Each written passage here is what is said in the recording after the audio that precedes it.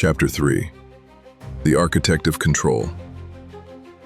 Control is one of the most misunderstood words in the world. People think control means power, the ability to dominate, dictate, or command. But in reality, true control is responsibility. When you give someone control, you're not giving them a crown, you're handing them accountability. It's not a right, it's a burden. To be in control of something means to be at the front, like a driver behind the wheel. You make the decisions, yes, but you also take the blame when things go wrong. In every system, whether it's a government, a school, or a business, control is divided between roles. Each role carries a level of influence, but also a level of duty. That's why control should never be confused with absolute power. A president is not a king. He is not meant to rule by his will alone. His authority should be balanced by laws, systems, and accountability. The moment control becomes unchecked, it turns from duty into danger. A president is not a king. He's a public servant, elected by the people and entrusted with responsibility, not absolute power. When we say he is in control, we don't mean domination, we mean accountability. Every decision he makes should reflect the will of the people, not just his own ambition.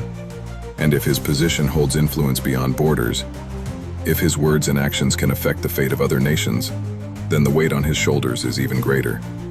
In such a case, he doesn't just represent his own country. He becomes a symbol of its values, its morality, and its future. I use the president as an example because this is what true control means. Not force, not manipulation, but responsibility, service, and awareness of consequences.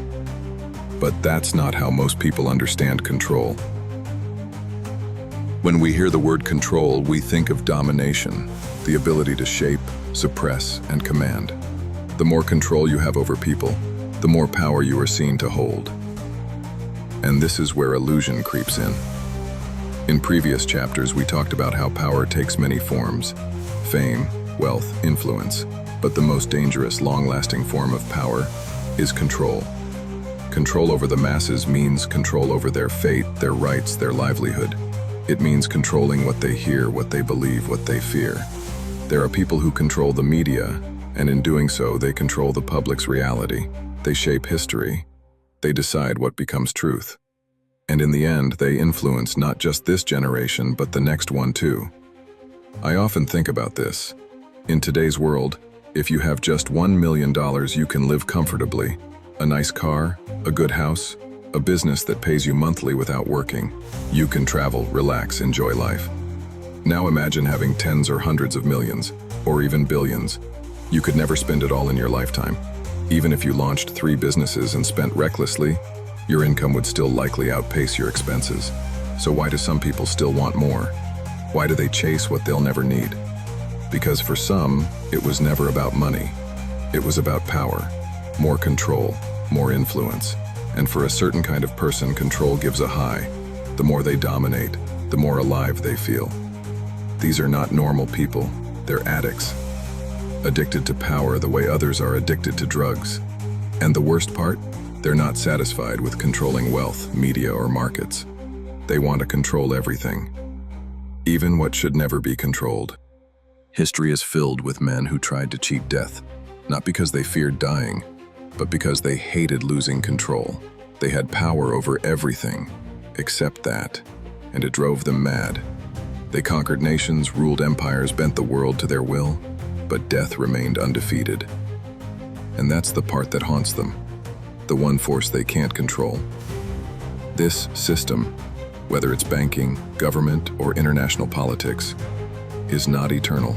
It's not universal. It's flawed, deeply flawed. And while it can be improved, the real question is, why hasn't it been? The answer is simple and brutal. Because the ones who run the system still benefit from it. They know it's outdated. They know it's broken, but they're not ready to let it go. Not yet, because in the new system, they don't see their place. They don't see how they will control it. So instead of fixing what's broken, they're planning how to dominate what comes next. Before they hand over the stage, they want to own the script. Here's a clear example. colonialism. When the British realized the age of empires was ending, they didn't just pack up and leave. No, they set the stage for continued control. The American Revolution was one thing, but in places like South Asia, the Middle East, and Africa, they left not with peace, but with poison. They drew broken borders, they handed governments to puppets, they planted conflict, and walked away with a smile. Until today, the legacy remains.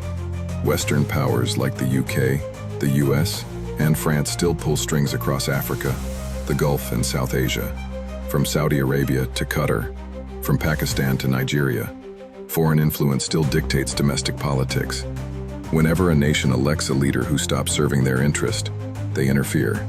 Regime change, economic pressure, media narratives, even sanctions. They do whatever it takes to bring that country back to its knees. So no, colonialism didn't end. It just changed its uniform.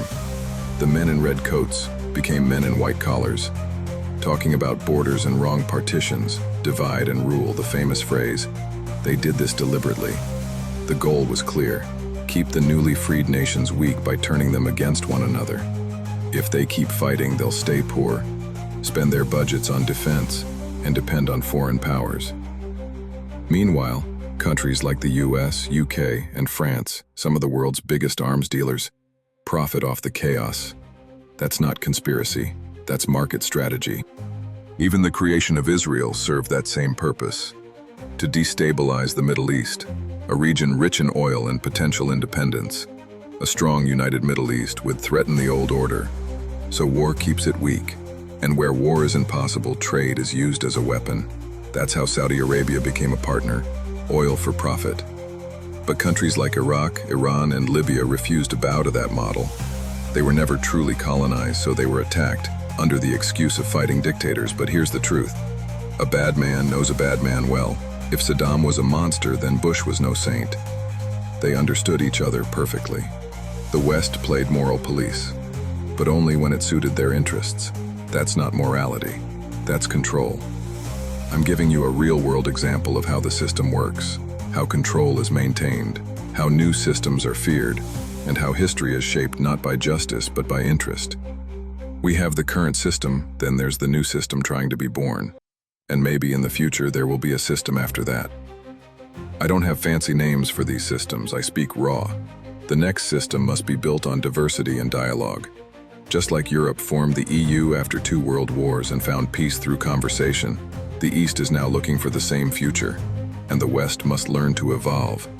It must learn that diversity isn't a threat. It's the new world. Especially this: Muslims are not the enemy, and neither are Jews. It's time to end the cycle of division and start building something real. Radical ideologies are separate from religion, whether it's Judaism, Christianity, or Islam. Extremism doesn't belong to any of them. Just like no one called the Nazis Christian terrorists, the label of terrorism has been unfairly weaponized, especially against Muslims. For years, mainstream media used this tactic to control the masses. But now, with the rise of social media, people are waking up. Awareness is spreading.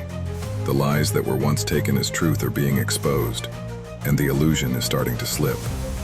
In places like America, more and more people are beginning to see it clearly. But there's a cost to that awakening: betrayal. When people realize they've been lied to for so long, they lose trust, not just in the liars, but in everything. Even the truth becomes suspicious.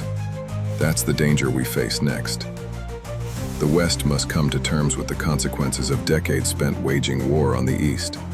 The immigrant crisis is not an accident, it's a result. These wars uprooted millions, and now the West must accept both the responsibility and the reality of diversity. And for the East, countries across the Middle East, Africa, and Asia, social media has exposed their internal wounds too. Their real problems, their silent struggles, their people's voices. It's time to form alliances based not on religion or ideology, but on survival. They must move past sectarian division, let go of radicalism, and prioritize the welfare of their people. A new world is forming. We see it already, but not everyone is ready for it, because some will lose control and others will gain it. The world is not a utopia. It never was. It constantly evolves. Some people embrace the change, others fear it. But the most dangerous ones, the true architects of control, are the ones who never step into the light. They hide in the shadows, pulling strings, and they are masters of adaptation. They see change coming from miles away, and by the time it arrives, they're already there, waiting. In today's world, control doesn't always look like a dictator. It looks like data. Your clicks, your searches, your preferences. Your entire digital footprint is tracked. That information is bought, sold, and analyzed to predict your next move. What you'll buy, what you'll vote for, what you'll believe. Algorithms know you better than you know yourself. You think of something and it pops up on your feed. You dream of something and it's already on sale. That's not coincidence. That's engineered control. And in this new world, that's the most dangerous kind. In this age, control no longer wears a crown or carries a flag. It wears a suit, runs an algorithm, signs a contract behind closed doors. The puppets are still dancing, but the puppeteers have changed their stage. Power doesn't always shout anymore. Sometimes it whispers through your screen. And the ones who truly run the world aren't the ones you vote for. They're the ones you've never seen. But here's the truth. Control is not eternal. Every system breaks. Every illusion fades. And the moment people realize who holds the strings, they either cut them or start pulling back. That is the architect's fear. Not war, not rebellion, but awakening. Because once the eyes of the masses open, no shadow is safe.